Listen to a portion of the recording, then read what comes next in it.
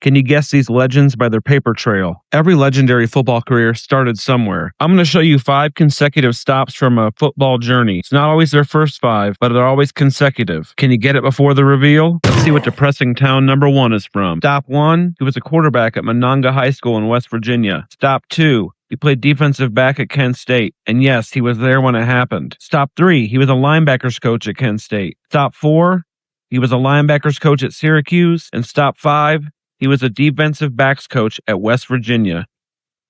The answer is Nick Saban. Next. Stop 1 was in Pittsburgh, where he played college football for 2 years. Stop 2, Delaware. Then he got drafted in the first round by Baltimore. Stop 4 was in Denver with the Broncos for 1 year. Stop 5 was with the Jets.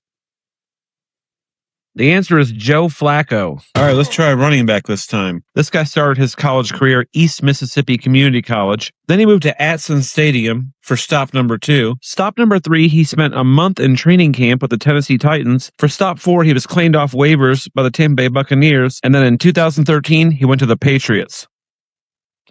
The answer is LeGarrette Blount. Let's do a journeyman quarterback. This guy spent 2015 and 16 with the Rams, 17 with the Vikings, 18 with the Broncos. His 4th stop was with the in 2019, and then he spent the beginning of COVID with the Cleveland Browns. The answer, Case Keenum. Let's try a defensive player. This guy played for the Rhine Fire in 2004. Then he played for the Pittsburgh Steelers. After that, he played 1 season for the Bengals, then back to the Steelers for 3 years, and then finally, he ended his career in New England on the Patriots. The answer is James Harrison. All right, this guy's an assistant in the NFL right now. In 2006, he was on the Bills practice squad. In 2007, he was in the Montreal Alouettes practice squad.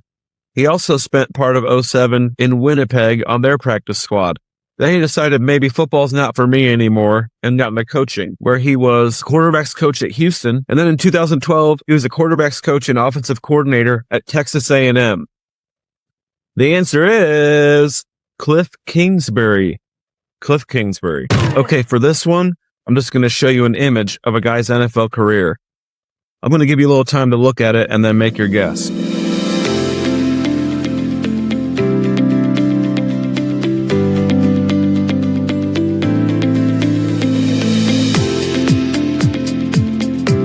The answer is Irving Fryer.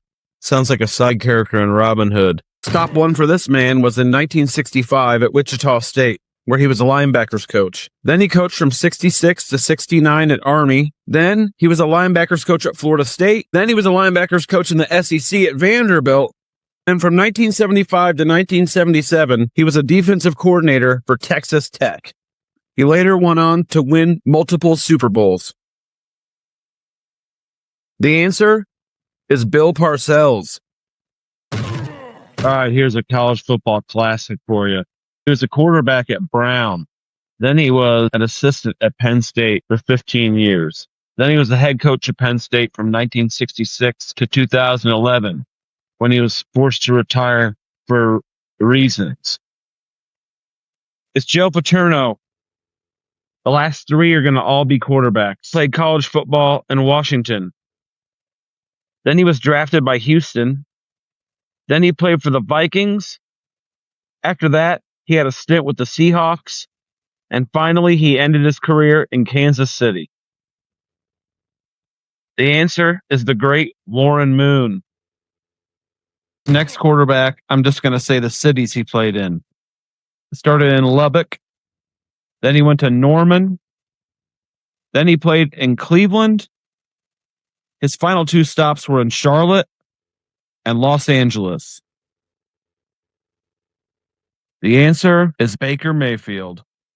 Okay, last one. Going to be kind of hard. This former first-round draft pick was a quarterback for the Chargers for 2 years. Then he spent a training camp with the Lions where he was cut for Ty Detmer. And then he ended his career with the Panthers. He then went on to a very successful coaching career, starting with Western Kentucky as an offensive assistant. And then he moved on to be the Raiders quarterbacks coach. I'll give you some time on this one.